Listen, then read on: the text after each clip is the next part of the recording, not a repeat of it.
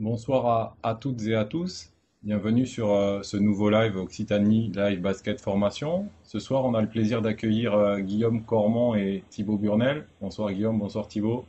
Bonsoir.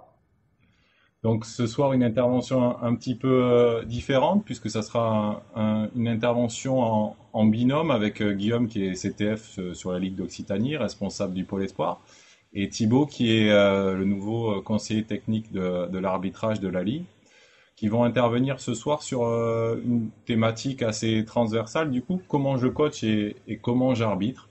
Donc n'hésitez pas à leur poser des questions, puisque l'objectif étant le débat à lancer au cours de cette intervention. Donc Thibaut et Guillaume, je vous laisse la parole pour cette intervention. Bonne intervention à vous. Merci. Merci.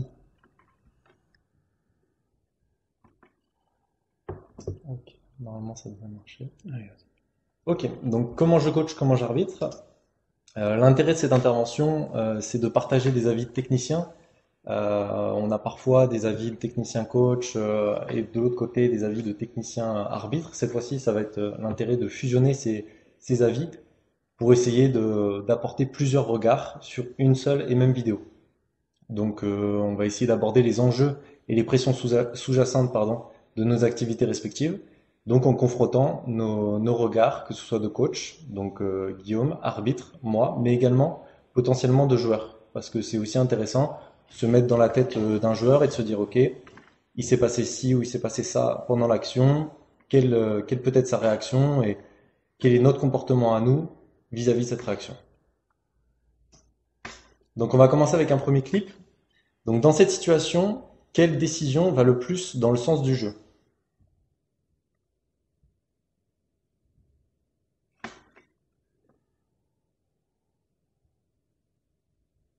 Donc il va y avoir un drive ligne de fond. S'ensuit une faute offensive sifflée par l'arbitre.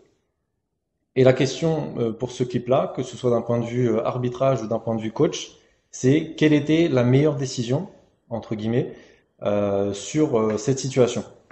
Donc comme on peut voir sur le drive, d'un point de vue technique, Guillaume, je sais pas ce que tu en penses du drive, mais c'est peut-être pas forcément la meilleure option pour la joueuse.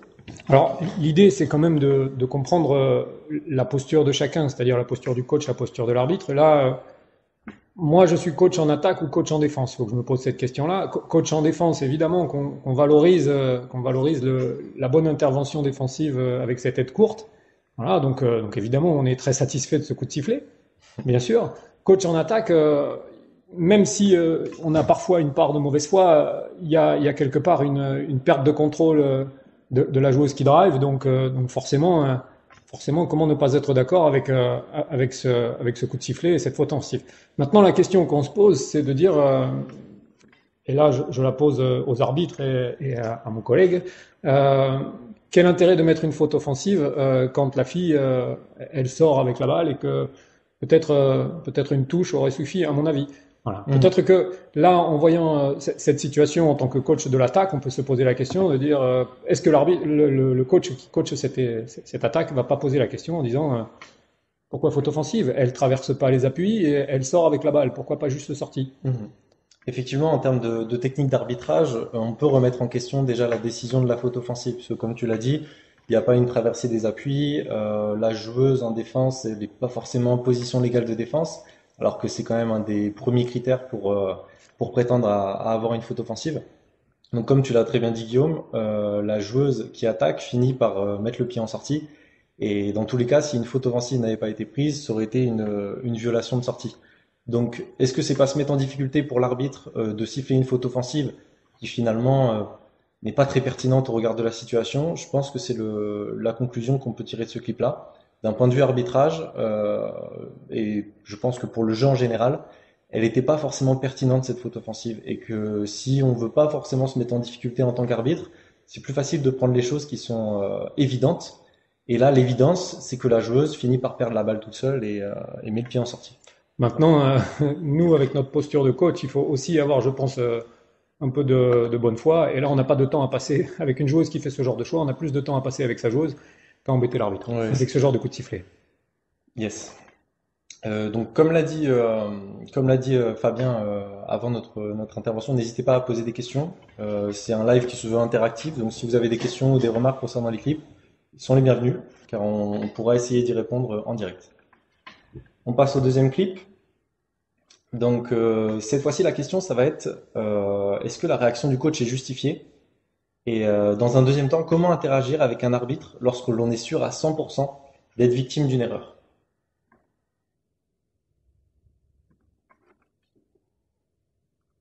Donc là, on va avoir le ballon qui va arriver dans la raquette.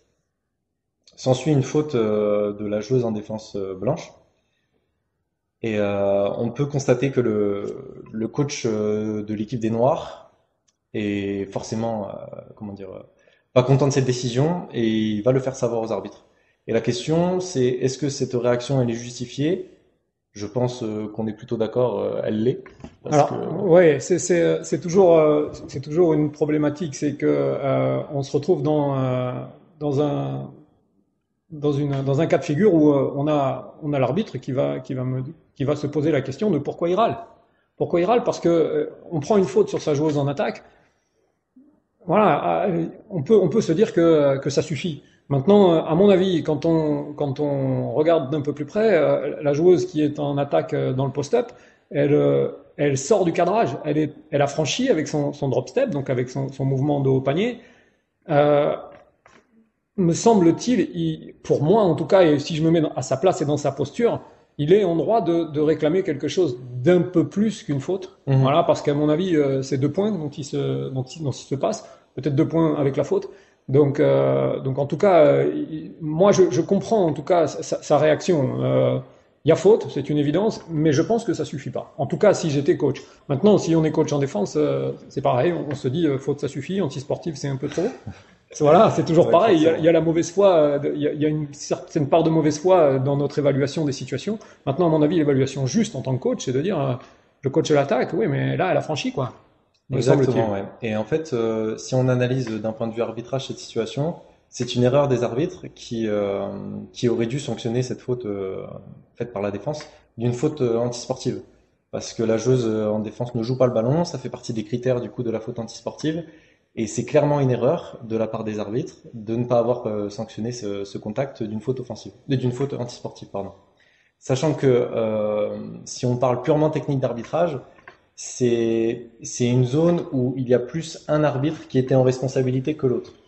Et ce qui se passe, c'est que l'arbitre qui était en responsabilité là sur le contact, il prend une faute donc simple, pas antisportive, et très en retard il la prend. Ce qui fait que l'autre arbitre, qui ne voit pas le contact antisportif, du moins il ne voit pas le critère ne joue pas le ballon de par son angle, donc là je parle de l'arbitre qu'on appelle AK dans les techniques d'arbitrage, celui-ci, et ben il vient en aide de son collègue parce que son collègue met du temps à siffler la faute, il vient parce qu'il sait qu'il y a faute, il sent qu'il y a quelque chose, mais en l'occurrence il ne peut pas avoir le critère antisportif. Donc on est dans une situation où l'arbitre qui a sifflé la faute et qui vient l'annoncer à la table est pas persuadé de prendre la bonne décision, mais pense avoir la bonne décision parce qu'il est venu aider son collègue et il pensait que la faute simple était la bonne décision. Mais en l'occurrence, comme il n'avait pas l'angle idéal, car c'était plutôt l'autre arbitre qui avait l'angle idéal pour siffler la faute antisportive, et ben il se met en difficulté vis-à-vis du coach, parce que le coach, à l'instar de l'arbitre qui est sous le panier, a un très bon angle pour voir cette faute et pour voir notamment le critère ne joue pas le ballon. Donc on comprend la réaction du coach qui est forcément lésé, qui allait avoir 2 points et qui finalement se retrouve juste avec une faute défensive. C'est compréhensible et c'est à nous en tant qu'arbitre aussi de se dire que quand on est dans une situation où on pense avoir pris la bonne ou la meilleure décision, on doit aussi se remettre en question et se dire peut-être que la contestation du coach elle est justifiée. C'est pour ça qu'on a parfois des relations, l'analyse des relations avec les coachs est parfois très compliquée parce qu'on doit se mettre dans une posture où on doit justifier notre décision tout en comprenant la frustration du coach et en essayant de comprendre la vision du coach. Parce que dans cette situation-là, il avait raison. Oui, et puis surtout, je pense qu'on n'a pas tout le temps raison non plus. Et il y a quand même pas mal de moments où on se frustre et on s'agace pour des décisions alors qu'on a tort. Voilà, donc c'est pas facile non plus pour les arbitres de trier. Ce que je voulais préciser quand même dans notre évaluation des situations, c'est que c'est que les arbitres qui sont sur le terrain, c'est des situations que Thibaut arbitre. Voilà, je tiens à préciser quand même, on n'est pas dans le jugement de personnes qu'on ne connaît pas, c'est des situations que Thibaut arbitre, donc c'est son évaluation de situations que lui arbitre, en général en tout cas. Voilà, donc c'est pour ça que c'est aussi plus simple d'avoir son ressenti par rapport à cette situation-là. Mais en tout cas, je suis complètement d'accord avec toi, même s'il faut quand même tempérer les réactions et surréactions de certains coachs, de nous les coachs et moi le premier, parce qu'il y a une part d'émotion, parce qu'il y a une part de frustration, et puis aussi des fois essayer d'en jouer un peu et de surréagir pour essayer sans aller trop loin dans la communication et dans les rapports avec les arbitres, pour essayer d'obtenir des choses. Effectivement, là ça fait totalement partie intégrante du jeu qu'ont les coachs envers les arbitres, qui est dans une situation comme celle-là, ils ont raison et ils contestent, et à juste titre, mais aussi dans des situations un petit peu plus complexes, voire même pas du tout justifiées, avoir le même type de réaction pour essayer de perturber les arbitres, ou voilà, ça fait partie du jeu. Nous, on connaît un petit peu ce type de réaction. C'est pour ça qu'on est formé pour y répondre de la meilleure des manières. Mais après, c'est normal que les coachs, ils ont un enjeu qui est de faire gagner leur équipe, qui est différent d'une autre. Nous, pour le coup, les arbitres, on veut juste que le match il se passe bien, si je résume. Donc forcément, comme les enjeux sont différents, on va avoir des interactions plus ou moins intéressantes en fonction des situations. Tu vois quelque chose à rajouter sur... Non? On va passer au clip suivant. Si on a 2 lancers francs, tout va bien. Ou one. Comment juger cette situation de transition? Donc là, on va avoir une situation d'interception de la part de l'équipe blanche. Et suite à cette interception, on a un contact de la joueuse en défense, donc orange, qui, donc pour la petite anecdote, comme l'a dit Guillaume, ce sont des matchs que j'ai sifflés. Donc je mets volontairement des matchs avec des situations que je connais pour un petit peu mieux les préciser. Avec la numéro 9 blanche qui est une Occitane. Oui, en plus. Mademoiselle Kapenga.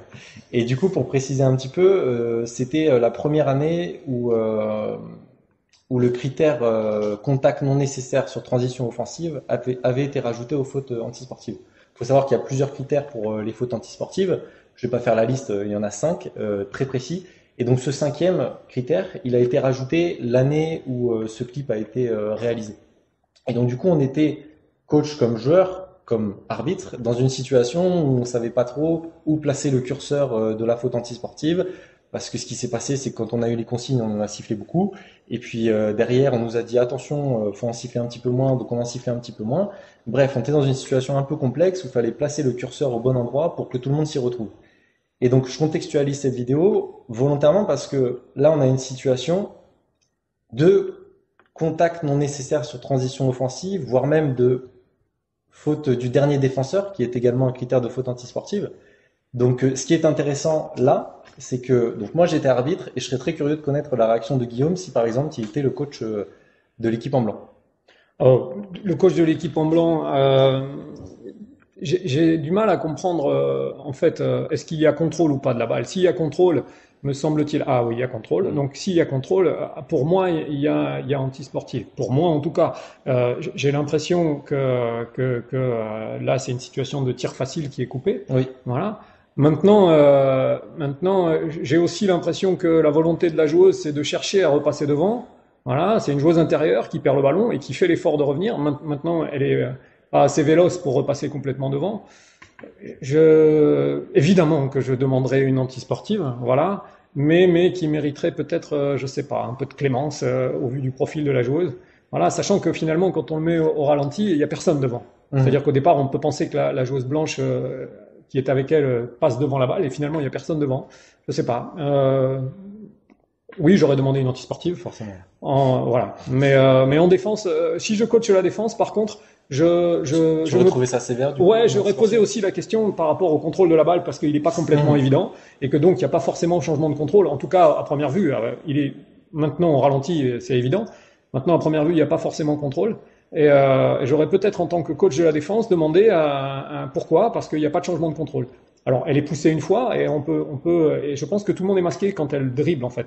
Oui. Donc, en fait, on aurait pu se poser la question, et je pense qu'en tant que coach, là, on aurait pu se poser la question de dire, est-ce qu'il y a vraiment changement de contrôle? Est-ce que donc c'est justifié parce qu'il y a une antisportive? Totalement. Voilà. Donc, je pense que me mettant à la place du coach défensif, j'aurais demandé ça. Voilà. Et je pense que les arbitres, dans cette situation-là, peuvent s'attendre à ce que le coach en défense demande ce genre de choses. Maintenant, en Totalement. justifiant qu'elle a dribblé et que personne, on n'a rien à dire parce que c'est vrai qu'il y a faute antisportive et qu'elle dribble, mais c'est pas tout à fait clair au premier regard. Effectivement, toute la complexité d'un point de vue arbitrage, toute la complexité pour cette situation, c'est que, bon, déjà, on est dans une situation de transition.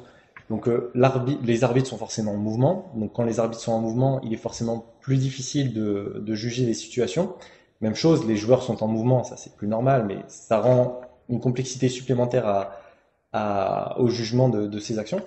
Et la notion la plus importante ici, comme l'a dit Guillaume à juste titre, s'il avait été le coach de la défense, il aurait peut-être essayé d'avoir des justifications quant au contrôle de balle de l'équipe. Et c'est forcément la chose la plus importante qui doit ressortir de ce clip-là, parce que s'il n'y avait pas eu contrôle de l'équipe blanche, si l'arbitre avait considéré que ce n'était pas un contrôle, il aurait pu siffler faute offensive, du coup, à la joueuse orange. Car comme il n'y a pas de changement de contrôle et que c'est l'équipe orange qui est considérée comme l'équipe qui a la balle, le contact de la joueuse orange aurait finalement été une faute offensive. Donc ça change tout. Parce que s'il y a contrôle de la joueuse blanche, une faute antisportive claire doit être sifflée. S'il n'y a pas contrôle, et ça joue à quelques dixièmes de seconde, et à l'appréciation de l'arbitre, s'il n'y a pas contrôle, ça aurait pu être une faute offensive et ça change tout en termes de réparation. C'est ce qu'on appelle nous dans l'arbitrage la façon dont va être réparée les fautes que l'on siffle. Parce qu'une faute antisportive, c'est forcément 2 lancers francs plus la possession, tandis qu'une faute offensive, il ne peut pas y avoir de lancers francs sur une faute offensive, donc ça aurait juste été je récupère la balle. Donc ça change absolument tout.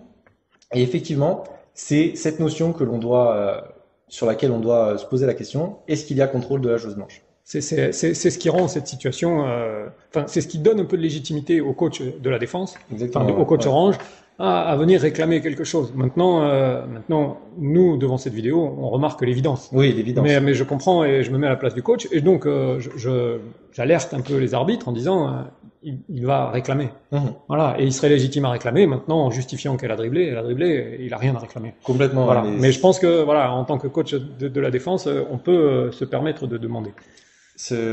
Tu peux te permettre de demander et forcément tu as plus de crédit parce que l'arbitre, enfin même les 2 arbitres qui sont en responsabilité à ce moment-là, n'ont pas forcément l'information du contrôle ou pas. C'est une situation très compliquée à arbitrer. Donc là, la faute antisportive n'est pas sifflée, donc c'est une erreur. Mais même si elle avait été sifflée, je pense pas que les arbitres auraient forcément été persuadés qu'il y a eu un contrôle avant de l'équipe blanche. Donc c'est toujours un petit peu compliqué d'être persuadé de sa décision. Et c'est ça qui rend très complexe la gestion avec les coachs, c'est que quand on a un coach intelligent qui essaye d'en savoir un petit peu plus sur la justification du clip, ou plutôt de la situation, et le fait de ne pas être certain de sa décision fait que ça rend tout de suite plus compliqué le dialogue avec le coach. On va passer au clip suivant. Alors là, on va mettre un clip, on va mettre un petit peu de son. On va pas parler pendant ce temps-là pour être sûr que vous compreniez ce qu'on dit. Et ce qui est intéressant sur ce clip, c'est se poser la question, est-ce que les arbitres peuvent s'autoriser des commentaires sur l'aspect technique et ou tactique des joueurs et des coachs? Donc on va passer le clip et on va ensuite le commenter. Qui a l'avantage de taille qui ressort bien. C'était difficile pour récupérer le ballon. Ouais, ça balbutie. Et faute de Virginie Brémond sur Amel Boudera. C'est pas une défense. 5, anti-sportif, de lancer. Possession. Prochaine fois, je te mets dehors, c'est pas la même chose. Et alors, sois intelligente. Fais une faute simple. Fais une faute simple. On va vous repasser rapidement la situation pour être sûr que vous l'ayez bien vu et que vous ayez bien entendu la communication de l'arbitre envers la joueuse. Bien. C'était difficile Et pour récupérer le ballon. Ouais, ça balbutie. Et faute de Virginie Brémond sur Amel Boudera. C'est pas une défense. 5, anti-sportif, de lancer. Possession. Prochaine fois, je te mets dehors, c'est pas la même chose. Et alors, sois intelligente. Fais une faute simple. Fais une faute simple. Alors là, sur ce clip, au-delà de la façon dont l'arbitre s'exprime à la joueuse, moi, ce qui m'intéresse de demander à Guillaume, c'est que penses-tu des arbitres qui posent parfois un jugement technique ou tactique, posent un jugement envers un joueur ou envers vous, les coachs? Alors, loin de moi déjà l'idée de remettre en question des gens qui sont arrivés au très haut niveau, parce que là, on parle du très haut niveau. Je pense que ça peut être délicat, voilà, ça peut être délicat et ça peut engendrer d'autres choses. Voilà, en tout cas, soit intelligente. Voilà, je suis pas sûr que ça puisse être entendable par beaucoup de joueurs et de joueuses. Voilà. On est dans le jugement. Voilà. Je pense que, alors, c'est facile de dire ça quand on est coach parce qu'on passe notre temps à juger aussi l'arbitrage des arbitres. Voilà. Donc donc c'est quand même simple de le dire, mais je pense que là on est dans le jugement et que ça peut être mal perçu et que ça peut engendrer derrière une communication un peu compliquée. Encore une fois, là on parle du très haut niveau. Oui. Voilà, c'est autre chose et c'est certainement des gens qui ont échangé bien plus que ça, Oui, plus que ces mots-là. Mais à mon sens, en tout cas, j'ai un peu de mal à appréhender ce genre d'échange. Voilà, et des gens qui sont dans le jugement de l'attitude, le jugement du comportement, dans le jugement des choix tactiques ou des choix techniques, faut-il encore passer autant de temps que les joueurs et les joueuses et les coachs sur le terrain? Voilà, faut-il encore travailler autant? Encore une fois, on parle du très haut niveau et c'est des gens qui passent beaucoup de temps sur le terrain, bien évidemment, et qui travaillent beaucoup pour y arriver.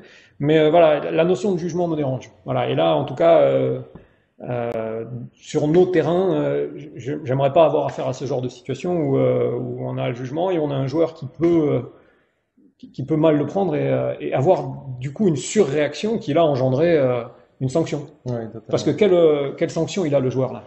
Aucune. Et là le problème. C'est-à-dire que si le joueur surréagit, il est sanctionné. C'est ce qui est compliqué parce que de par notre posture d'arbitre où nous, forcément, on a les armes, entre guillemets, de sanctionner les coachs ou les joueurs si jamais ils dépassent les bornes, c'est du coup à nous de faire en sorte d'avoir une posture claire, nette et propre, si je puis dire, dans le sens où si on a un commentaire pas forcément très agréable à faire à un joueur, si jamais il nous répond, comment on fait? Parce que en termes de cohérence, c'est très compliqué de sanctionner une personne qui répond juste à notre agressivité ou à un commentaire négatif. Donc c'est là où on peut se poser la question en général. Oui, les coachs, ils ont tendance à énormément commenter les décisions des arbitres et donc à se mettre un petit peu à la place des arbitres. Mais est-ce que nous, les arbitres, on ne doit pas aussi faire attention à ne pas se mettre à la place d'un technicien et à ne pas apporter de jugement technique ou tactique? Parce que là, en soi, au-delà de la forme qui n'est pas forcément adéquate, mais ça c'est pas forcément la question du clip, c'est plus le fond qui je trouve est intéressant, qui est de dire voilà, est-ce que nous on peut se permettre ou pas en tant qu'arbitre de faire ces jugements techniques ou tactiques? Je pense que la réponse elle est plutôt claire, on doit pas le faire, en tout cas pas pendant le match et pas explicitement envers les joueurs ou les coachs, parce que ça peut engendrer, comme tu l'as dit Guillaume, plus de frustration et c'est pas le but d'un arbitre sur le terrain forcément. Donc si je devais un petit peu faire une conclusion de cette situation, ou du moins de ce sujet-là, je dirais que ces jugements techniques ou tactiques, elles doivent rester dans le vestiaire arbitre. Elles doivent rester entre les arbitres, entre eux, à la fin du match, éventuellement échanger, mais pas pendant le match. Pas pendant le match, parce que notre rôle pendant le match est différent. Et même s'il a raison. Et même s'il a raison. Moi, je voudrais profiter de ce clip pour sensibiliser les arbitres, même si je fais pas de formation d'arbitre, c'est pas mon métier, c'est un métier à part entière, et les coachs. Attention au mimétisme avec le très haut niveau, parce que c'est des comportements qu'on peut retrouver sur les terrains de championnat régional, parce qu'on l'a vu faire au haut niveau. Voilà, mais à côté du comportement, il y a l'expertise et l'attitude. Au même titre qu'un coach d'Euroleague se permet des choses sur un banc qu'un coach de région n'a pas à se permettre, ou de championnat de France, de championnat de France intermédiaire. Attention au mimétisme, me semble-t-il, parce que à côté du comportement et de l'attitude, il y a l'expertise. Et il faut pas juste copier, à mon avis, le comportement et l'attitude. Voilà, parce qu'encore une fois, on montre un clip de très haut niveau avec des gens qui ont l'expertise de leur activité. Ne copions pas le mimétisme des choses pas saines sur nos terrains. Totalement. On passe au clip suivant. La question qu'on va se poser, du moins les questions qu'on va se poser sur ce clip, ce sera la pression défensive sur la montée de balle. Allez, on reteste cette vidéo. Je refuse toute responsabilité dans cet échec de son. C'est tombé tout seul. On continue comme si il nous entendait. On va partir de ce principe-là. Donc, dans ce clip, je me répète, la question qu'on se pose, c'est est-ce que la pression défensive sur la montée de balle est à autoriser techniquement parlant? Et également, le curseur technique de la joueuse porteuse de balle doit-elle être pris en compte pour juger ce type de situation?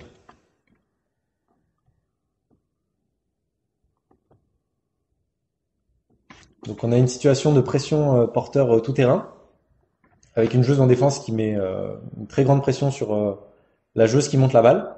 Au-delà du jugement du potentiel retour en zone qui nous intéresse pas vraiment dans ce clip-là, c'est surtout d'un point de vue coach.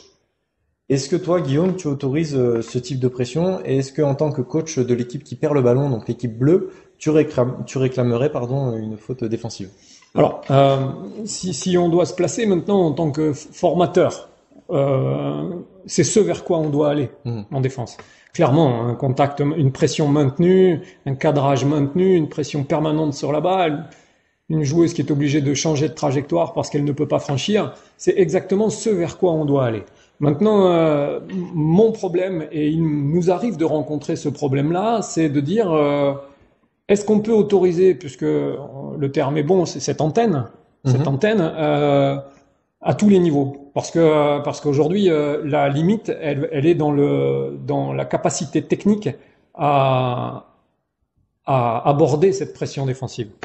Voilà. Donc en fait, l'idée c'est de dire oui, en défense il faut qu'on aille vers ça. C'est ce vers quoi on doit aller. Là, il me semble, je veux pas dire de bêtises, mais ce sont les tests à l'INSEP. Oui, c'est ça exactement. Voilà, c'est les tests à l'INSEP. Donc c'est le plus haut niveau de la catégorie U15. C'est une jeune fille qui est rentrée à l'INSEP. Voilà. Donc c'est ce vers quoi on doit aller. Maintenant,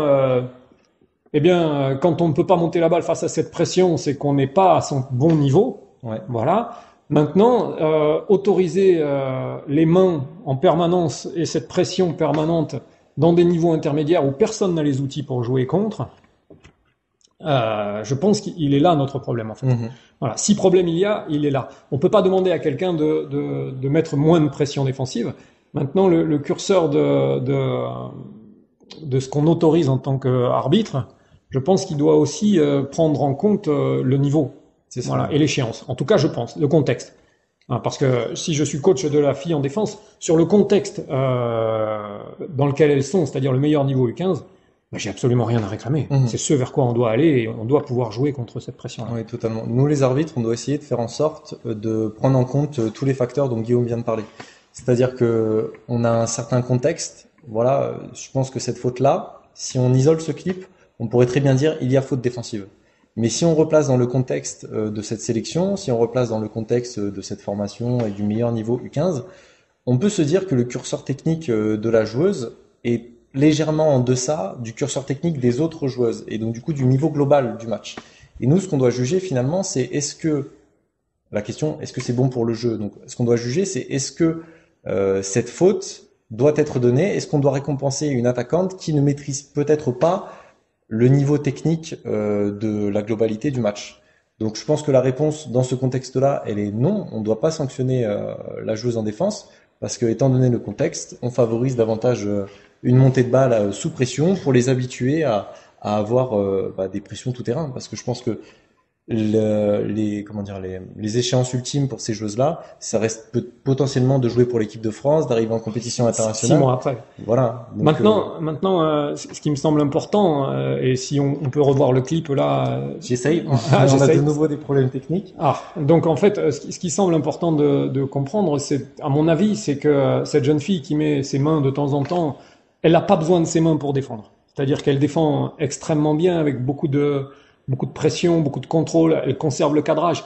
Voilà. Et je pense que c'est aussi ça, ce qu'il faut être capable de pondérer et d'évaluer, c'est de dire, est-ce que ses mains l'empêchent de se faire déborder ou lui permettent de garder la pression, ou est-ce qu'elles sont juste un surplus de pression?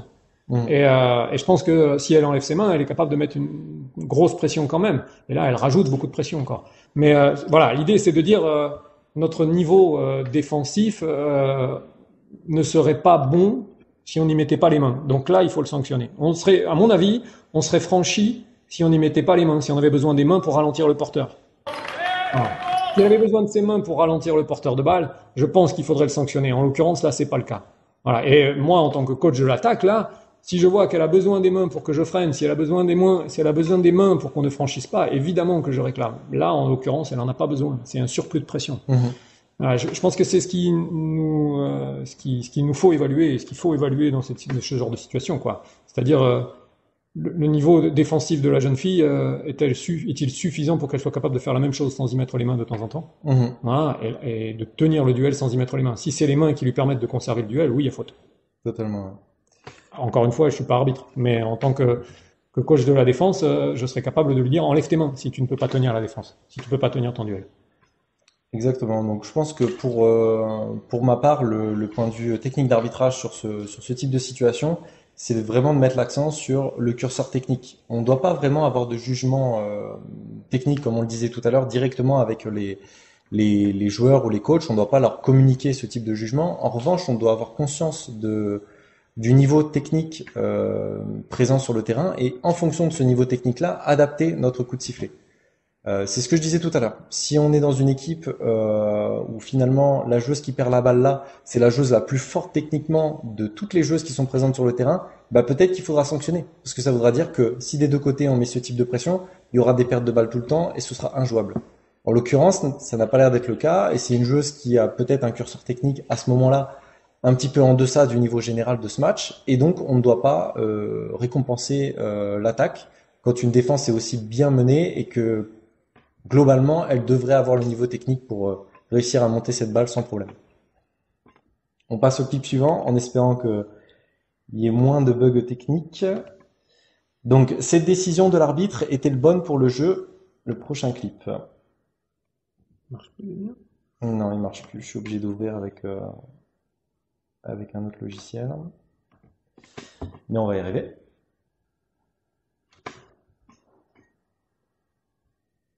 Donc là, on a une situation de départ en dribble axe panier-panier avec une joueuse noire qui réceptionne la balle. Bon, je laisserai Guillaume faire l'analyse technique. Et on a donc l'arbitre qui sanctionne cette joueuse pour une violation de marché. Et je voulais savoir, du coup, toi, Guillaume, qu'est-ce que tu penses de ce type de violation? Est-ce que c'est un coup de sifflet que tu aurais compris en tant que coach de l'équipe noire et est-ce que c'est un coup de sifflet que tu aurais été content d'avoir en tant que coach de l'équipe blanche? Alors, deux choses importantes. Déjà, l'espace dans lequel ça joue. Voilà, c'est très loin du cercle. Mais je pense que ça doit pas rentrer en compte là, en fait. Parce que même si on est à 9 mètres du panier, dans les apprentissages, en tout cas, il me semble qu'il y a une rhétorique qui dit on répond à de l'agressivité par de l'agressivité. Et en fait, là, c'est une jeune fille qui est touchée et qui s'efface. Voilà. Donc en fait, je pense que l'idée de cette agressivité qui pourrait être à 10 mètres du panier, de la suragressivité, on pourrait la sanctionner avec un engagé. Là, elle s'efface, et pour partir à l'opposé de la balle, il y a marché, et à mon avis, de toute façon, il y a marché, c'est une évidence, et en plus, c'est pas le bon choix technique.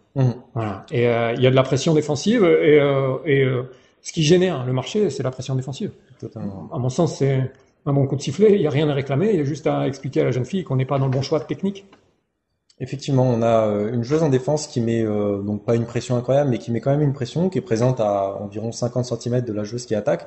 Donc le fait qu'elle réponde à cette agressivité par de l'effacer, comme l'a dit Guillaume, d'un point de vue technique, nous aussi, on doit avoir cet indicateur-là et se dire, bah, ok, il y a marché, en plus elle prend l'avantage sur ce marché-là, elle ne répond pas à l'agressivité par de l'agressivité, donc on est obligé de sanctionner ce marché. En revanche, si, comme l'a dit justement Guillaume, si elle avait répondu à cette agressivité par un départ engagé, étant donné, je vais essayer de faire un arrêt sur image, étant donné le placement du bras de la défenseuse, je pense que un appui engagé aurait indéniablement abouti à un coup de sifflet de l'arbitre. Parce que si on prend le bras gauche, là, je ne sais pas si vous voyez ma souris, mais si on prend le bras gauche de la joueuse qui est placée en défense, placé comme il est, si l'attaquante avait fait un départ engagé, elle aurait forcément récupéré une faute défensive. Parce que placé comme il est, le bras, il aurait indéniablement entravé le déplacement de la joueuse en attaque. Et donc nous, on l'aurait sanctionné d'une faute défensive. Si tant est qu'il n'y ait pas eu marché avant, bien sûr. Mais c'est aussi pour dire que nous, les arbitres, au-delà de l'aspect réglementaire, on doit aussi prendre en compte certaines notions, comme le fait que la joueuse ou le joueur prend un avantage, oui, non. On doit répondre à ce type de questions avant de sanctionner d'un marché, parce que on doit se mettre au service du jeu et sanctionner uniquement en prenant les lignes du règlement, c'est pas forcément ce qu'il y a de meilleur pour le jeu. Voilà. D'accord. Clip suivant. Alors, sur ce départ en dribble, la porteuse de balle, pardon, a-t-elle pris l'avantage sur la défense grâce à sa violation de marché? Donc, ça rejoint un petit peu ce dont je parlais maintenant. Ou est-ce que ce sont deux faits de jeu indépendants?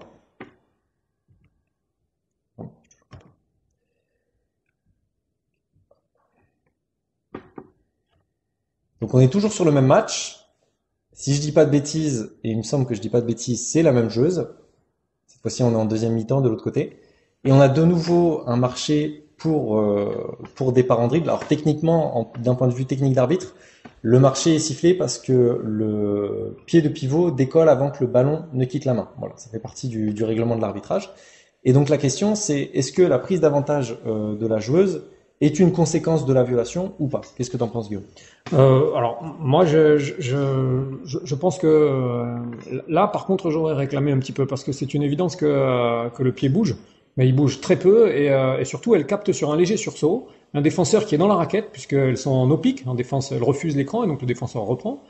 Voilà, c'est pas ce léger décalage du pied qui l'a fait gagner un avantage. Voilà, c'est le bon choix parce que là, en l'occurrence, c'est un bon choix. Elle vient attaquer à l'opposé de la balle, à l'opposé de la reprise, de ce retard défensif. Ouais, c'est quand même, je trouve, relativement sévère. Maintenant, si on parle que réglementairement parlant, oui, son pied droit bouge un tout petit peu. Un tout petit peu.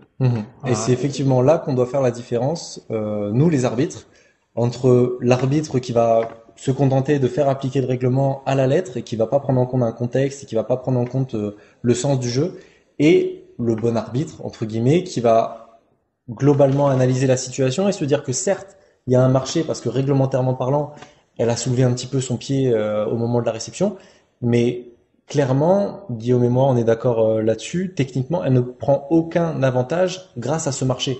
Ce marché, il est juste réglementaire. Il y a réglementairement marché.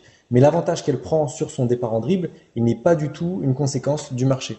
Donc, l'intérêt pour nous de dissocier les deux, c'est de se dire, OK, là, l'arbitre, en l'occurrence, bon, sur la vidéo, c'était moi. Là, l'arbitre, si je devais de nouveau juger cette situation, peut-être que je ne prendrais pas la violation de marché parce que c'est pas ça qui lui permet d'avoir un avantage sur la joueuse en défense. Comme tu dis, elle était un peu loin. Donc, est-ce qu'on va récompenser une défense qui... Bah, c'est un choix tactique, hein, maintenant. Oui, c'est un choix tactique. Mais voilà, je pense pas que... Voilà, dans tous les cas, c'est pas la défense qui a provoqué ce marché et c'est encore moins ce marché qui a provoqué la prise d'avantage de l'attaquante.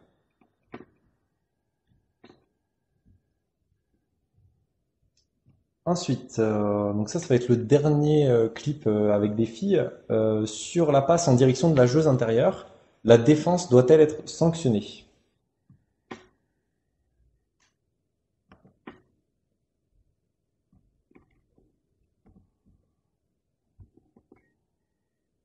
Donc je vais laisser Guillaume notamment commenter la partie technique, parce que là il y a quand même pas mal de choses intéressantes à dire d'un point de vue technique sur cette situation dès le début de la remise en jeu finalement.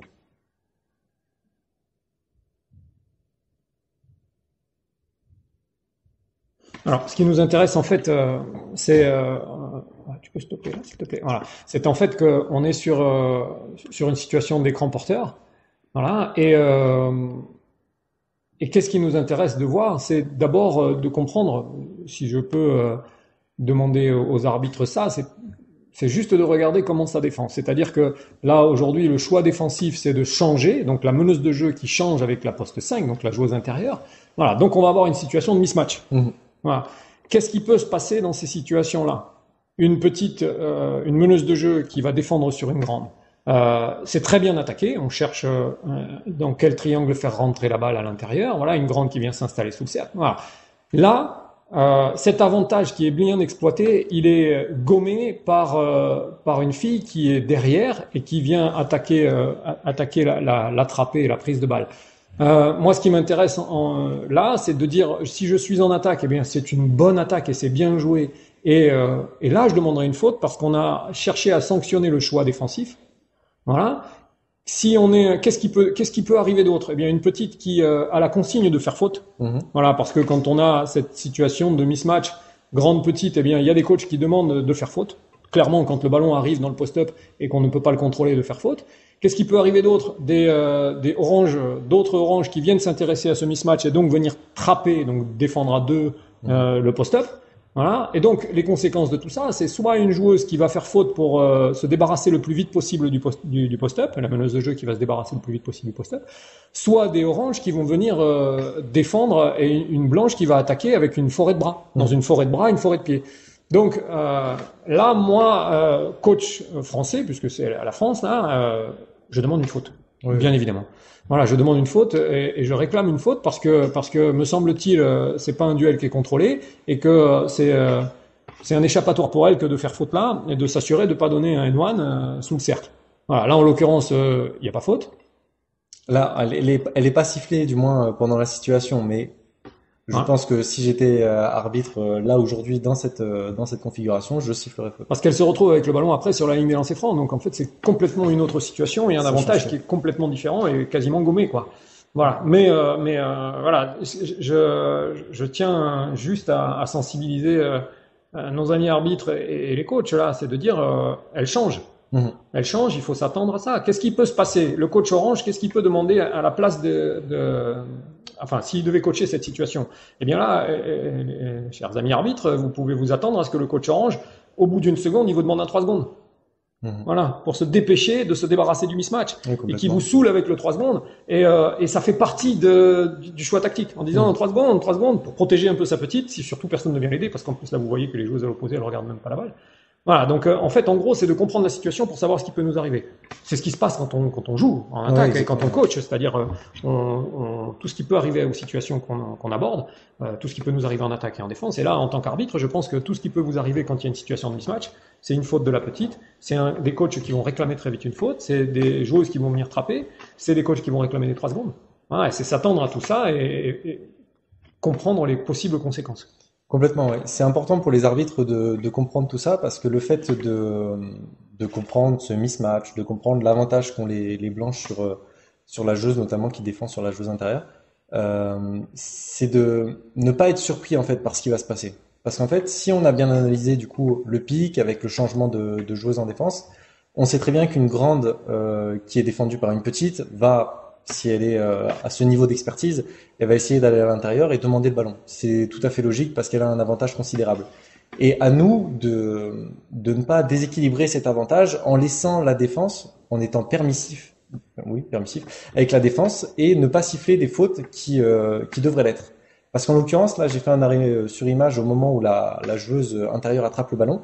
Si elle l'avait attrapé sans perdre le contrôle et qu'elle avait marqué 2 points derrière, il n'y aurait pas eu de scandale. Mais là, le problème, c'est que la joueuse qui est en défense et qui est clairement physiquement en deçà de l'attaquante, elle va prendre un léger avantage sur la joueuse intérieure parce qu'elle va réussir à dévier la balle de sa trajectoire. Et elle va donc empêcher que la joueuse blanche l'attrape et marque.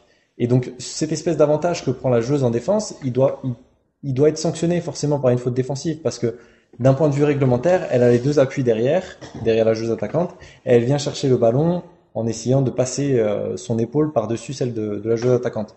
On a les critères d'une faute défensive. Après, c'est à nous d'analyser et nous dire, ok, est-ce que la balle va bien arriver dans les mains de la joueuse en attaque? Si c'est le cas, eh ben, on est dans le sens du jeu, on fluidifie le jeu et on laisse jouer la grande, elle va attraper le ballon, faire 2 pas et marquer. Si ce n'est pas le cas, comme ici, on peut le voir à la vidéo, perte de contrôle du ballon, perte de l'avantage du coup de la joueuse intérieure, parce que le temps qu'elle recontrôle le ballon, déjà elle a perdu 1 mètre, elle a perdu aussi cette notion d'avantage temporel. Et donc, l'action, elle est déjà terminée. Elle a 4, voire même 5 joueuses oranges autour d'elle. C'est fini. Alors que si elle avait bien attrapé le ballon et donc s'il n'y avait pas eu la faute de la défense, eh ben, ça aurait été complètement différent. Donc, c'est à nous d'analyser ça, d'avoir tous ces facteurs en tête pour que la prochaine fois, si on est confronté à ce type de situation, on n'avantage pas la défense qui a fait un choix tactique, qui est de changer, mais qui, en réponse de ce choix tactique, se confronte à un post-up et c'est une situation de désavantage pour eux. Donc à nous de faire respecter le jeu et de faire respecter cette notion d'avantage pour l'attaque. Si elle doit attraper le ballon, elle l'attrape, on laisse jouer. Si elle ne l'attrape pas à cause de la défense, qui est illégale, on sanctionne une faute défensive. Qu'est-ce que tu aurais dit toi si tu étais coach de la joueuse en défense et qu'une faute défensive avait été sifflée là-dessus. Je crois qu'il ne faut pas passer de temps, en tout cas en tant que coach, à s'occuper de la jeune fille qui défend le post-up. C'est peut-être de dire aux autres, venez vous y intéresser un peu plus aussi. Ou alors, tourne autour et cherchez à passer devant. Mais ça, c'est plus facile à dire qu'à faire. Mais je pense qu'en tout cas, en tant que coach de la défense, s'il y a une faute qui est prise là, on n'a absolument rien à dire. Voilà. Par contre, on peut solliciter ces joueuses en disant qu'il faudrait peut-être s'intéresser aux aides défensives. Complètement. Voilà, parce qu'il faut peut-être aussi avoir un peu de bonne foi de temps en temps. Et là, il n'y a rien d'autre à dire que de coacher un peu sa défense. Complètement. On va passer maintenant au clip des garçons. La question sur le prochain clip, ça va être sur ce type de situation, doit-on donner 2 lancers francs à l'attaquant? Ce clip, il a été choisi parce que c'est une action ou un type d'action que l'on voit de plus en plus de nos jours. Vous allez comprendre quand vous allez voir le clip. Et donc se pose la question, en tant qu'arbitre ou en tant que coach, doit-on donner 2 lancers francs sur ce type d'action?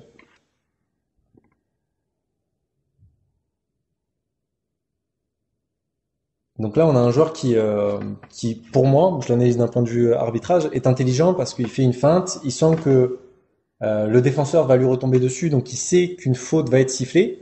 Et alors qu'il sait qu'une faute va être sifflée, il commence son action de tir. À mon sens, c'est volontaire. Je pense pas qu'il l'aurait pris dans d'autres conditions, mais il commence une action de tir parce qu'il sait qu'une faute va avoir lieu sur lui. Donc c'est très compliqué parce que là, ça me semble plutôt évident qu'on peut donner 2 lancers francs sur cette situation. Mais de plus en plus, on voit notamment sur des situations de transition où des attaquants anticipent le contact du défenseur, le contact illégal, et commencent une action de tir alors qu'ils n'auraient jamais pris ce tir-là du milieu de terrain sur une phase de transition. Donc qu'est-ce que tu en penses, toi, Guillaume, de ce Alors, type? moi, j'ai juste une question, en fait. C'est vraiment une question sans aucun a priori.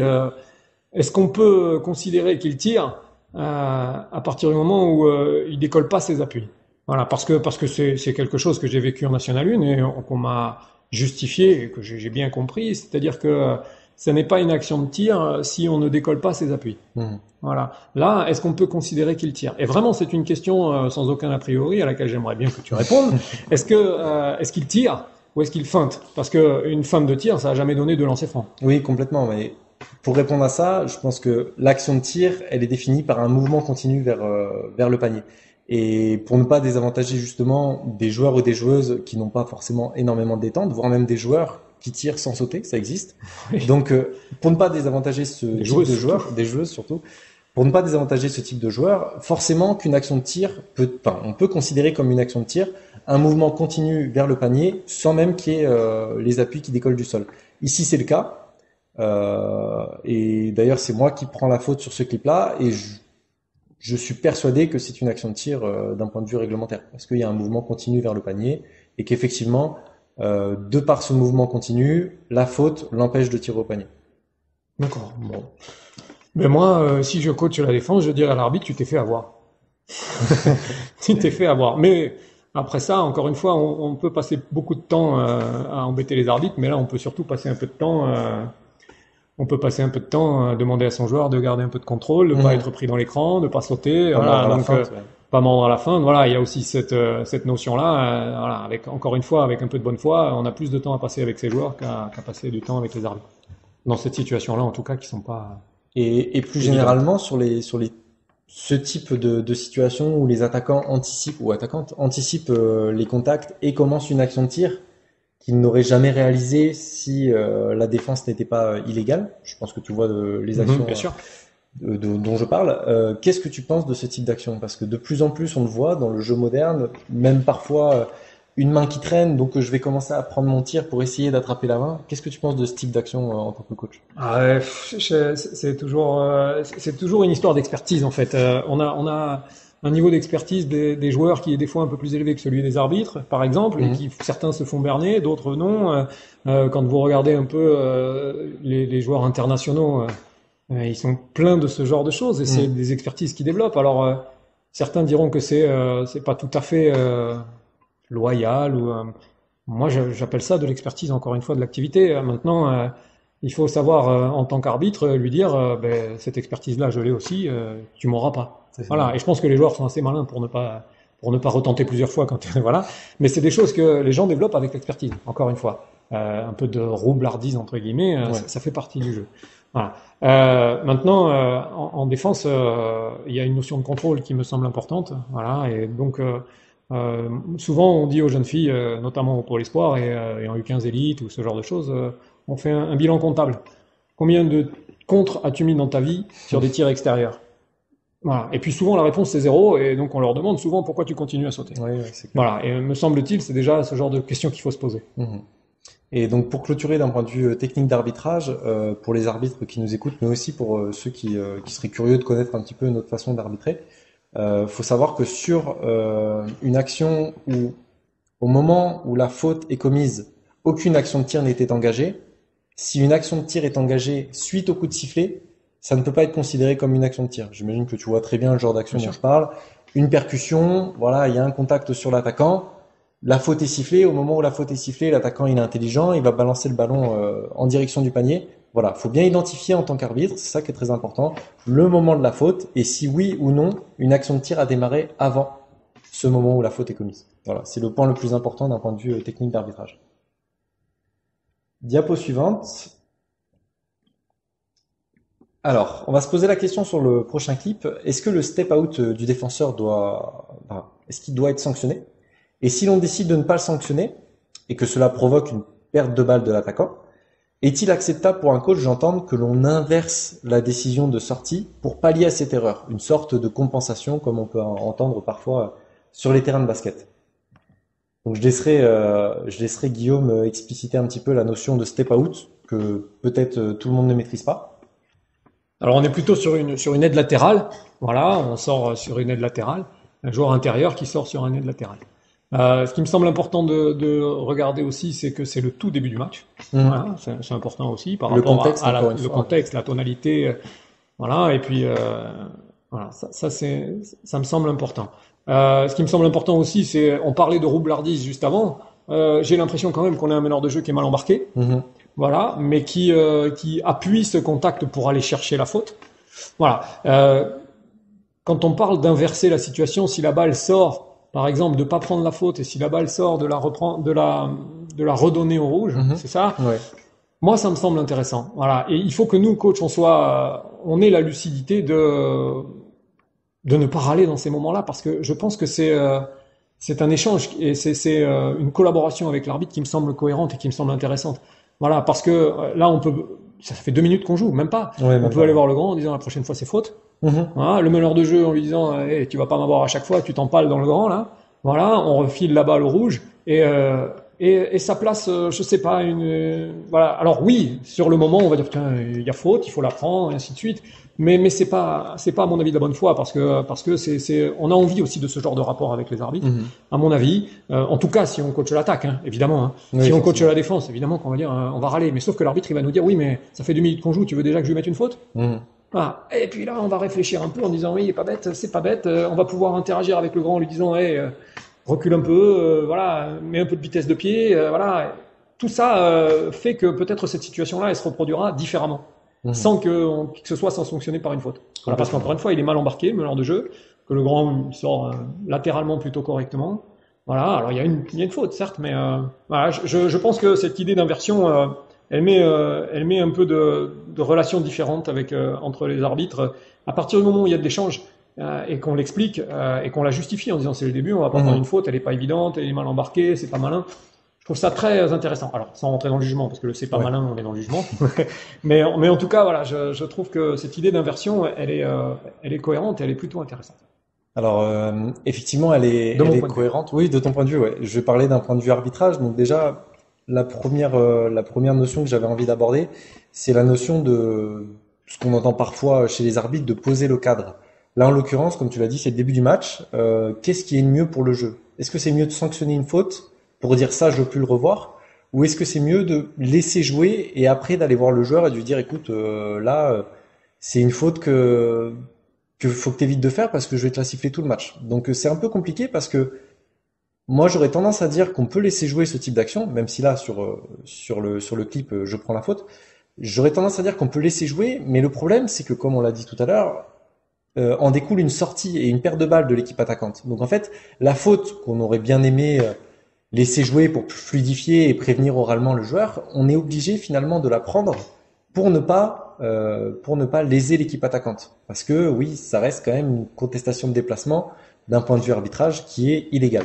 Et donc ça découle directement sur la deuxième notion qui est est-ce qu'on peut compenser? Guillaume dit qu'il est favorable à ça. Moi en soi je serais également favorable à ça si on était un petit peu dans cette mentalité-là dans l'arbitrage. Mais on peut pas être dans cette mentalité-là finalement. C'est quelque chose qui serait très difficile à mettre en place parce que même si toi Guillaume tu aurais le recul pour l'entendre en tant que coach de la défense, qu'on inverse la sortie pour rendre la balle à l'équipe attaquante si tant est qu'une faute n'ait pas été sifflée. C'est pas cohérent d'un point de vue nous arbitrage parce que ça voudrait dire qu'on met une erreur sur une erreur. Ça voudrait dire qu'on n'a pas pris une faute, donc c'est une erreur, Et on en refait une. et qu'on en refait une instantanément derrière pour essayer de garder une cohérence, mais qui au final c'est une compensation. Et il n'y a rien de plus désagréable pour les spectateurs, les joueurs et les acteurs du match d'avoir cette sensation de compensation. Voilà, une faute n'a pas été sifflée d'un côté, alors comme on arrive de l'autre côté, on va pas la siffler non plus. C'est finalement se mettre dans une sorte d'effet boule de neige qu'on peut ne pas contrôler en fait, et ça peut nous mettre en danger. Donc je serais favorable à ce type d'échange, un peu constructif, allant dans le sens du jeu, mais d'un point de vue arbitrage, c'est nous mettre en difficulté parce que ça ouvre la porte à pas tout et n'importe quoi, mais ça ouvre la porte à beaucoup de difficultés parce que c'est une erreur suivie d'une autre erreur c'est compliqué d'un point de vue arbitrage. Ouais, je comprends, et il est là le décalage, évidemment, et puis en plus, le coach lésé entre guillemets peut réclamer la fois d'après une inversion aussi. Oui, complètement. Ouais. Donc Donc, c'est se mettre le bordel. Je exactement. Donc finalement, le message qu'il y a à retenir pour les arbitres, Il y a c'est faute. qu'on a beau avoir fait un oubli, une erreur, etc. Faut rester cohérent et pas cohérent dans l'erreur et dans le sens du jeu, mais cohérent dans la justesse de nos décisions. On a pris une mauvaise décision, ok. Là, on est à haut niveau, on essaie d'en faire le minimum possible. Donc, on a fait une erreur, on va pas en faire une deuxième directement derrière. Et du coup, si par exemple là, tu avais été le coach donc de l'équipe qui défend, si je n'avais pas sifflé, non, de l'équipe qui attaque, pardon.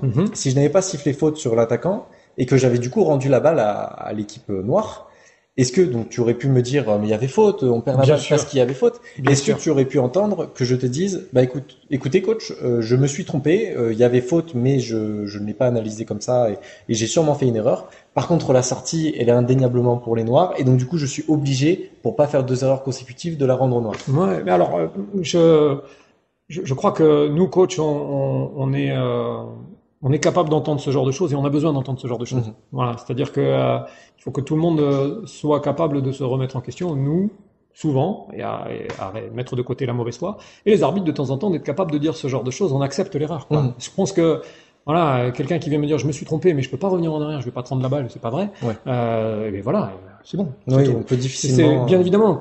Qu'est-ce que vous voulez dire à ça? Et c'est humain et heureusement. Hein. Le nombre de fois où les joueurs se trompent sur le terrain, où les coachs on se trompe, ça nous arrive beaucoup. Les joueurs se trompent beaucoup. On peut accepter que que les arbitres se trompent dans la mesure où ils ont ce genre de démarche. À mon avis. Complètement, ouais. 100% d'accord. Clip suivant. Donc, quelle décision prendre sur cette situation au poste bas? Alors on n'est pas ingénieur informaticien. Non. Désolé, ça a bugué à nouveau. Mais... Donc là, ça va faire un petit peu écho à la situation qu'on a eue tout à l'heure de basket féminin chez les jeunes. On a une situation de match-up. Un peu comme Ouais, tout une à l'heure. situation de mismatch, Mismatch, pardon. exactement équivalente. Hein. Un meneur de jeu sur un joueur intérieur. Hein. C'est exactement ça. Hein. Et effectivement, quand on regarde le clip et la situation, donc généralement, ce qui se passe, c'est qu'on regarde le ballon parce qu'on est intéressé par le jeu, on regarde le ballon, on regarde pas forcément ce qui se passe à l'intérieur. Et donc, quand on regarde le ballon, on aurait plus tendance, quand on pose les yeux sur l'action, à se dire, mais c'est une faute de l'attaquant. Parce que, à partir du moment où on regarde le joueur à l'intérieur, c'est plus à ce moment-là, au moment où l'attaquant fait la passe. Et à ce moment-là, ce qu'on voit, c'est que l'attaquant qui est à l'intérieur avec les chaussures rouges écarte le défenseur. Et donc, l'arbitre qui posait les yeux sur le ballon et qui finalement pose ses yeux sur le couple intérieur à ce moment-là, il peut siffler une faute offensive et faire une erreur. Pourquoi faire une erreur? Parce que on peut voir en amont de cette situation que la première personne qui fait une faute, c'est le joueur en défense, le joueur jaune qui est ici. Pourquoi? Parce qu'il va empêcher le déplacement déjà de l'attaquant Et surtout, il va venir s'accrocher avec son bras. Je sais pas si vous arrivez à le voir à la vidéo, je l'espère, mais il va s'accrocher avec son bras, pardon, pour essayer de faire tomber le joueur attaquant, parce qu'il sait très bien que sur cette situation de mismatch, il n'est pas du tout avantagé. Ouais, on est complètement d'accord. Ça ressemble beaucoup à la situation qu'on a vue tout à l'heure. Là, il n'y a pas d'écran, mais c'est pareil, c'est dans la transition. Qu'est-ce qu'il fait Théo Jouvin, puisque c'est aussi Théo Jouvin, un jeune Pyrénéen, enfin occitan, pardon. Eh bien, très malinement, il prend beaucoup de volume pour essayer de ne pas se faire déborder et que le grand ne repasse pas devant, mais pas tout à fait légalement, en utilisant ses bras, avec un cylindre énorme, avec un volume de pied, avec regardez l'écartement de ses pieds, avec les bras qui prennent beaucoup de place, il s'accroche. Voilà, et donc on a un grand qui passe devant. Voilà, ce qu'il faut, à mon avis, alors encore une fois, je suis pas capable d'arbitrer, mais évaluer, c'est de voir la hauteur de l'épaule du meneur de jeu par rapport à la hauteur du bras du grand. Je crois qu'il y a ça aussi qui est intéressant, c'est de dire ça semble terriblement illégal alors que finalement il fait pas grand-chose. Il y a un joueur qui s'accroche et l'autre qui passe par-dessus sans même faire grand-chose. L'évaluation de la situation me semble importante, quoi. Un mismatch. Un mismatch, un meneur de jeu qui va être obligé un petit peu de tricher pour gérer le mismatch. Ouais. Voilà. Et donc une réaction qui est des fois sanctionnée alors que semble-t-il, ça n'est qu'une réaction, quoi. Exactement. Voilà. Encore une fois, si je suis coach de la défense, avec un peu de bonne foi, je préfère appeler le joueur qui est à l'opposé, qui a même pas les pieds dans la raquette, pour dire oh tu le vois pas le mismatch dans la transition là, plutôt que de râler sur un coup de sifflet qui à mon avis est cohérent. Oui, voilà. Complètement. Et donc pour terminer d'un point de vue technique d'arbitrage, ça nous permet de soulever un point important pour les arbitres, qui est de ne pas toujours se focaliser sur le ballon. C'est une consigne qu'on a de l'arbitre départemental au plus haut niveau, parce que on a tendance à être attiré par le jeu, on a tendance à être attiré par le ballon, et le fait d'être attiré par le ballon, de concentrer notre attention sur le ballon, peut nous faire des erreurs. Là en l'occurrence c'est pas le cas, c'est une faute défensive qui est prise par l'arbitre, pardon. Mais ça aurait pu être le cas si l'arbitre s'était concentré sur le ballon. Donc très important, pour ne pas inverser ce type de décision, pensez à, quand vous êtes dans cette position-là en tant qu'arbitre, à ne pas avoir les yeux focalisés sur le ballon. Est-ce que l'arbitre doit pas aller un peu plus vite à la table là pour faire Alors ça fait partie des nouvelles consignes, on n'a plus le droit de courir maintenant. Faut marcher. Pardon. Ouais. Pardon. Je dis ça parce que c'est lui, hein, je ne serais pas permis si c'était quelqu'un. Clip suivant, sur cette situation, une faute doit-elle être sifflée?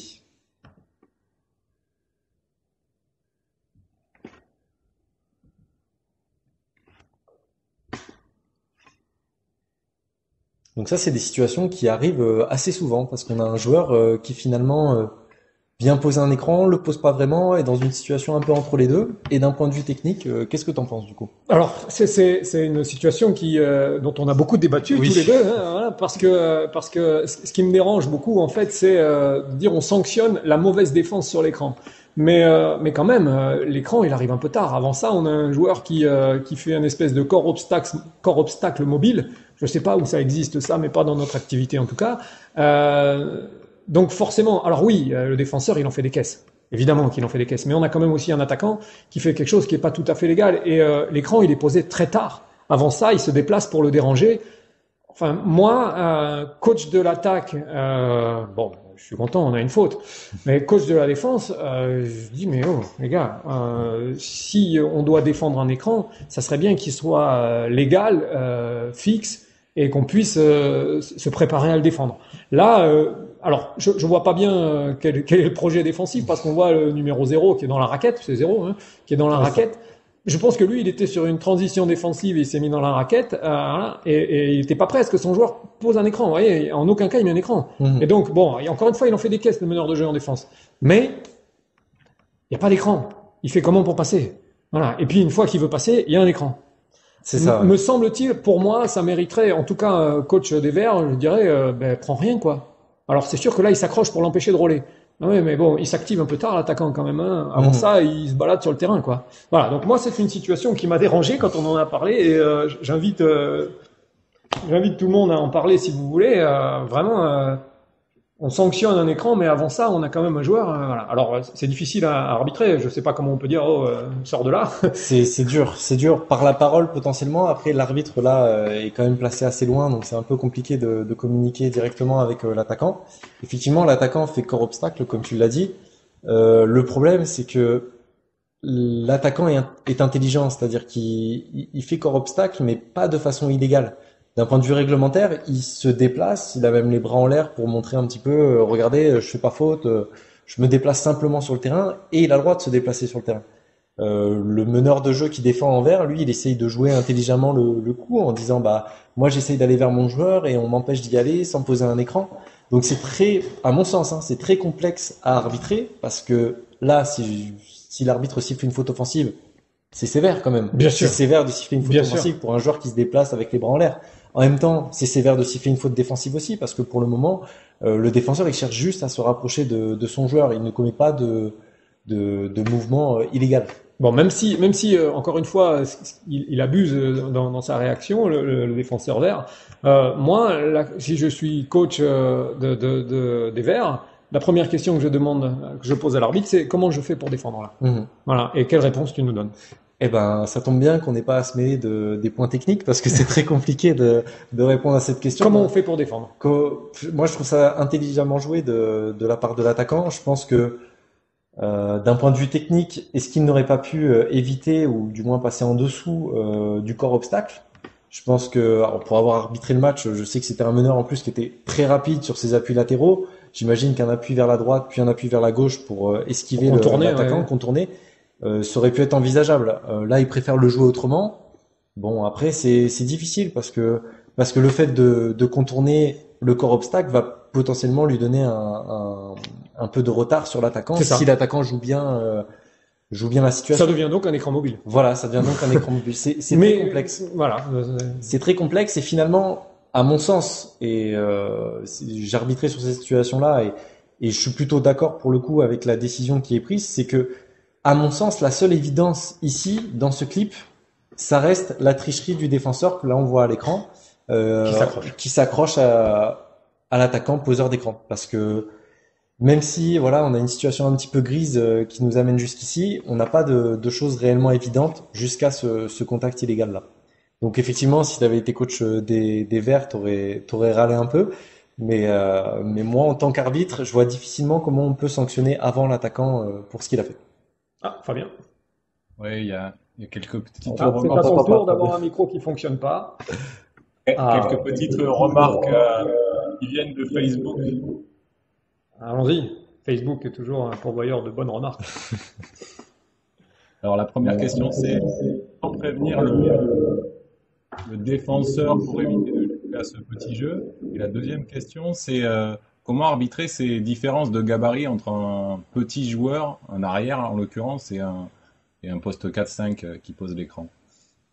Alors, j'ai pas très bien entendu ta première question. Il me semble que c'est Est-ce qu'il faut prévenir? voilà, comment prévenir le joueur en défense? Ouais, ok.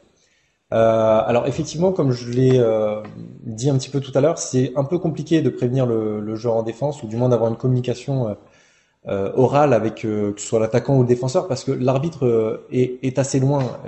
Il est bien à 7-8 mètres et donc c'est compliqué oralement d'avoir vraiment des mots précis qui peuvent rentrer dans la tête de l'attaquant ou du défenseur pour leur donner des indications.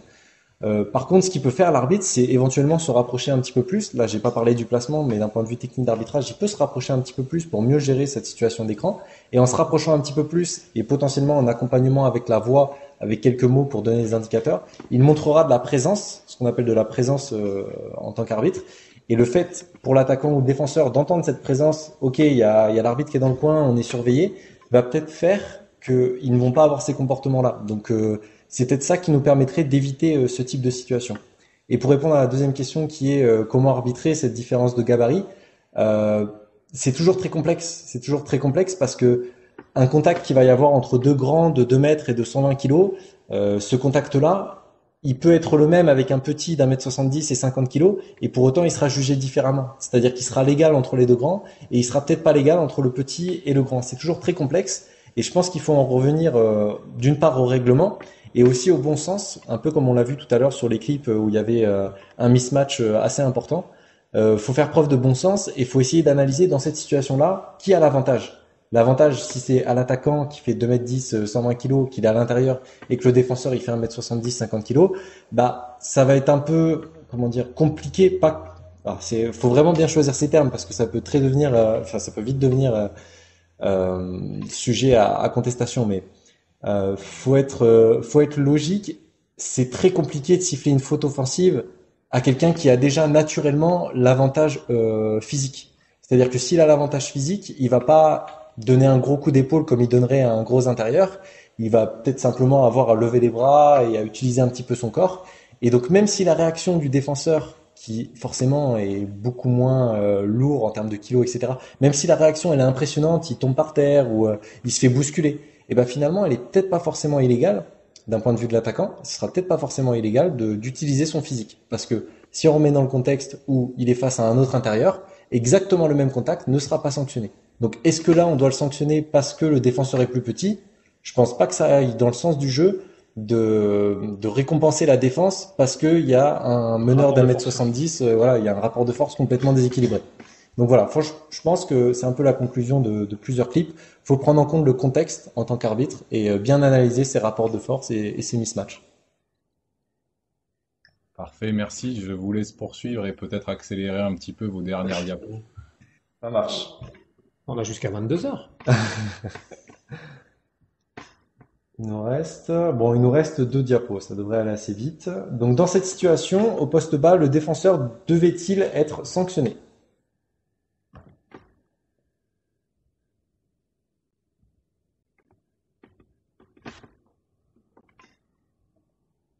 Donc un petit peu la même situation que tout à l'heure, avec un jeu intérieur, un post-up, et cette fois-ci, le défenseur qui, me semble-t-il, tu vas répondre d'un point de vue technique, mais me semble-t-il fait l'effort de passer les appuis et fait l'effort d'aller attraper la balle. Qu'est-ce que t'en penses, toi, d'un point de vue coach? Alors, c'est aussi un débat qu'on a eu parce que, en fait, me semble-t-il, ce qui est sanctionné, c'est sa main qui est derrière le dos.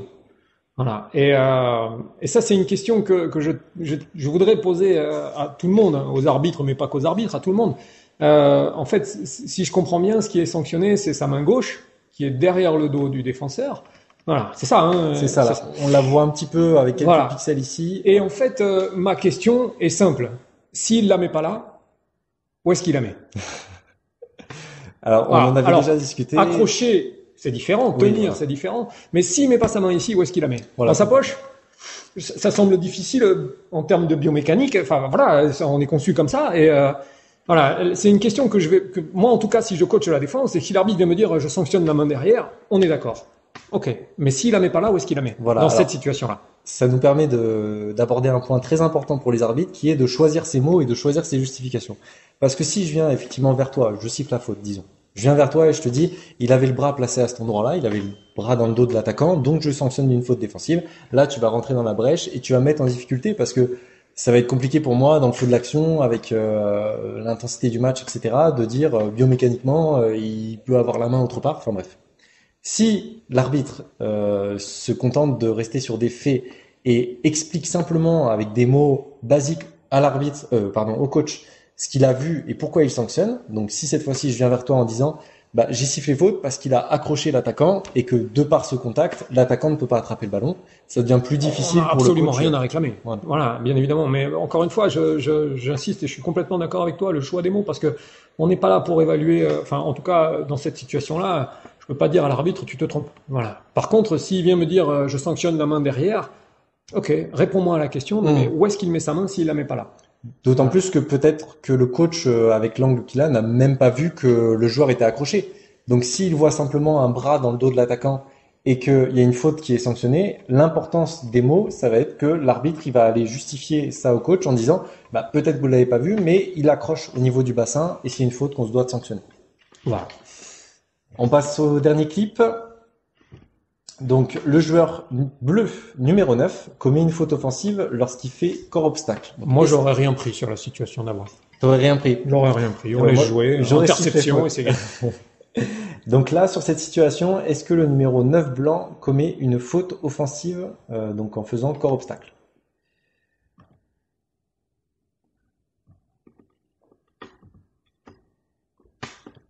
On peut reconnaître la salle de Toulouse. Ouais. On verra plus de salles de Toulouse dans tes clips maintenant que des salles d'Ouvre-la-des-Lions. Hein. Oui, c'est vrai. Alors, je sais pas si vous l'avez vu. J'aurais peut-être dû introduire un petit peu. On se déconcentre. Pardon, on se déconcentre. C'est le dernier clip. Donc, on va avoir une situation ici où, lors de la percussion donc du joueur ici, du joueur bleu, du joueur d'Angers. Lors de la percussion, on a son coéquipier, donc le numéro 8 bleu, ou 9, je sais plus, qui vient rentrer en contact avec le défenseur direct de l'attaquant. Et donc la question que j'ai envie de poser à Guillaume, et c'est ça aussi qui est intéressant dans cette intervention, c'est comment vous les coachs, vous enseignez aux joueurs que vous formez, comment vous enseignez cette notion de corps obstacle? Alors, en fait, déjà, ce qui me semble important de savoir, c'est quelles sont nos règles. C'est-à-dire que, bon, il y a des coachs, mon collègue Patrick Chicane, par exemple, ne souhaite pas que les extérieurs attaquent sur un espace occupé par un intérieur. Voilà, par exemple. Ça pourrait être faux dans ces règles. Il y a d'autres coachs qui enseignent deux choses différentes. C'est-à-dire qu'on a un joueur dans le post-up, voilà. Qu'est-ce qu'il doit faire quand c'est attaquant dribble? Soit c'est un profil grand gabarit, il va vers la ligne des lancers francs, soit c'est un profil poste 4, il a un job de permutation, c'est-à-dire de se déplacer et d'aller à l'endroit initial de l'attaquant dribble. Voilà. Et dans ce job-là, il y a une notion d'impact dans la course. Voilà, qui s'enseigne, c'est-à-dire on retarde la reprise d'un joueur débordé en remplaçant et en permutant. Et donc en fait là, on a un joueur qui est dans nos règles. Par contre, après, ce qui est à évaluer, bien évidemment, c'est est-ce que volontairement il déplace le bassin, il déplace l'épaule, ça c'est le job de l'arbitre. Là, j'ai l'impression qu'il prend le contact en pleine tronche en allant là où on lui a dit d'aller. Oui. Après, maintenant, si c'est illégal, peut-être, mais je crois qu'en tout cas, il est dans les règles qu'on fixe, c'est-à-dire il y a un drive ligne de fond, le joueur intérieur doit permuter. Et là, il allait au large pour permuter.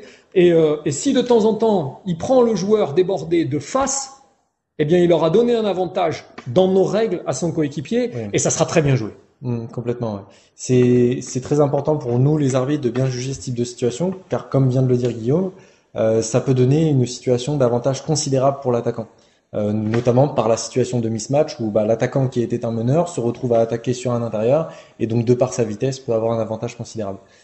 Tu parlais de tes règles que vous fixiez en tant que coach. Des pré-collectifs en fait. C'est ce qui s'enseigne à 13 ans. Voilà. Qu'est-ce que doit faire un joueur intérieur, un extérieur, voilà, les déplacements entre nous. Et là, entre autres, bon, c'est de la NM1, c'est du haut niveau, mais enfin du haut niveau pour nous en tout cas, de ce qu'on vit chez nous en Occitanie, dans le basket masculin. Et enfin voilà, quelque part, si je coach cette équipe et que ce sont des jeunes, il y a un côté positif dans le feedback, c'est-à-dire de dire aux grands, eh bien c'est pas mal parce que t'es dans les règles. Mais il faut le faire. Maintenant, il faut appréhender un contact, il faut rester face, voilà. Et ça, encore une fois, c'est de l'arbitrage. Mais il y a un feedback qui peut être positif parce qu'on est dans les règles. Et donc un échange avec l'arbitre aussi qui peut être un peu en décalage avec ce que lui il perçoit. Parce que moi, j'ai un feedback plutôt positif et quelque chose à dire plutôt positif en disant t'es dans les règles, tu permutes, tu contactes le joueur.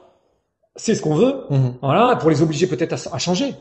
Et donc, c'est très intéressant et c'est plutôt positif. Après, comment il le fait, là, c'est le job de l'arbitre. Parce que nous, pour le coup, si on devait parler des règles, on lui dirait que d'un point de vue réglementaire, il n'est pas dans les règles parce qu'il vient rentrer en contact avec le défenseur de façon illégale parce qu'il est en mouvement, il sort de son cylindre. Tout à l'heure, on avait le droit de faire des corps obstacles qui bougeaient. En tout cas, c'est possible de le faire à partir du moment où c'est fait proprement. Et si on doit parler, nous, les arbitres, de nos règles, pour le coup, il est en dehors de ces règles-là. J'ai une petite question qui est apparue, puisque auparavant on voit des fautes offensives, peut-être, du numéro 12 notamment. Quid de dans cette situation? Ouais. Ah. Il y a beaucoup d'arbitres qui regardent. Alors, à quel moment? Donc le numéro 12, ça va être ici. Effectivement, ouais. Mais là, tout le monde regarde la balle, en fait. Donc, pour répondre à la question là qui vient de Facebook, on a donc un joueur numéro 12 qui vient poser un écran, donc un écran hors ballon. Ce type d'écran, alors déjà d'un point de vue arbitrage, il est dans une zone un peu, pardonnez-moi le terme, un peu bâtarde pour les arbitres parce que on a le ballon qui est placé dans l'axe panier près du rond central. On a l'autre arbitre qui est placé complètement derrière le panier. Et en fait, c'est presque la zone où c'est le plus difficile de regarder, d'autant plus que le ballon n'y est pas. Donc c'est vraiment assez difficile à juger. C'est pas pour excuser du tout l'éventuel oubli, c'est juste pour expliquer déjà et introduire en termes de placement pour les arbitres ce que ça implique. Ce qui va nous faire ici le poseur d'écran, c'est que déjà il va sortir de son cylindre d'un point de vue réglementaire. Là, on voit très bien ses appuis. Si on parle de cylindre et qu'on parle purement règlement, il n'a pas le droit d'écarter autant ses appuis. Donc déjà là, on pourrait dire que c'est une faute offensive. En plus de ça, il vient, comme on le voit un petit peu, c'est un peu masqué par le joueur numéro 9, mais là, comme on le voit, il vient placer ses avant-bras et essayer de prendre un avantage avec ses avant-bras, ou du moins de retarder le défenseur grâce à ses avant-bras. Et c'est vrai que ça peut être considéré comme une faute offensive complètement. Après, non seulement, enfin, je sais pas là, si, dans cette situation-là, si on avait analysé comme quoi ce n'était pas une faute offensive ou si on avait tout simplement pas vu, ce qui est possible aussi.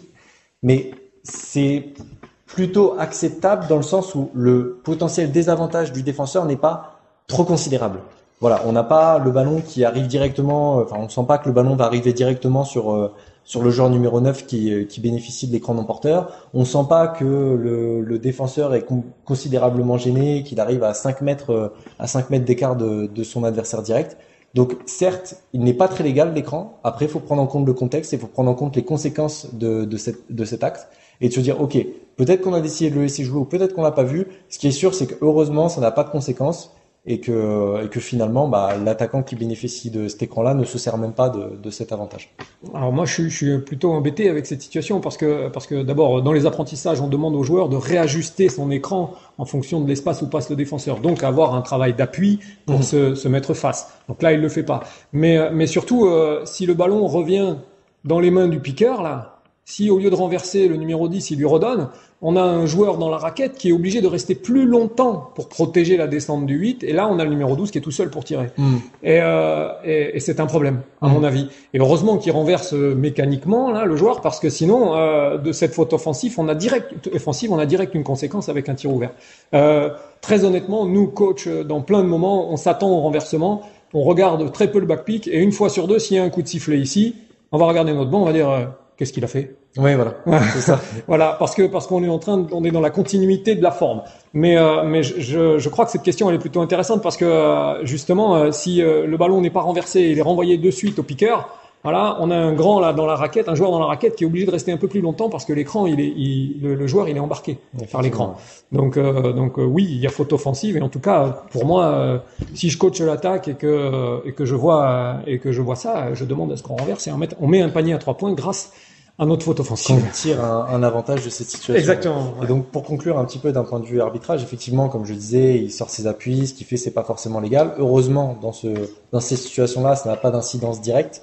Mais ce qu'il faut garder à l'esprit aussi, c'est que le fait que les arbitres contrôlent ce qui se passe en dehors du ballon, comme tu disais, Guillaume, là, on aurait très bien pu prendre une faute offensive, et si t'étais le coach, tu aurais dit, mais qu'est-ce qui s'est passé? J'ai pas vu. Bien sûr. Et ça montre que, pour les arbitres, ça montre une certaine vigilance, qui est très positive, parce que ça montre que même là où il n'y a pas le ballon, il y a l'arbitre qui est présent et qui contrôle ce que vous faites. Et dans la tête des joueurs, dans l'inconscient des joueurs et même des coachs, c'est très important d'avoir conscience de ça, quoi. Bien sûr. Et d'ailleurs, pour ces joueurs experts dont on parlait tout à l'heure, et cette roublardise là, cette roublardise et cette expertise du jeu, les meilleurs experts, tous leurs petits coups, ils les font dans le jeu sans ballon. Oui, complètement. Ils arrivent à sentir ou pas cette les présence. meilleurs arbitres, à mon avis, c'est ceux qui sont capables de sentir ce genre de choses et de débarrasser le jeu de toutes ces choses qui ont rien à y faire quand c'est pas propre, quoi.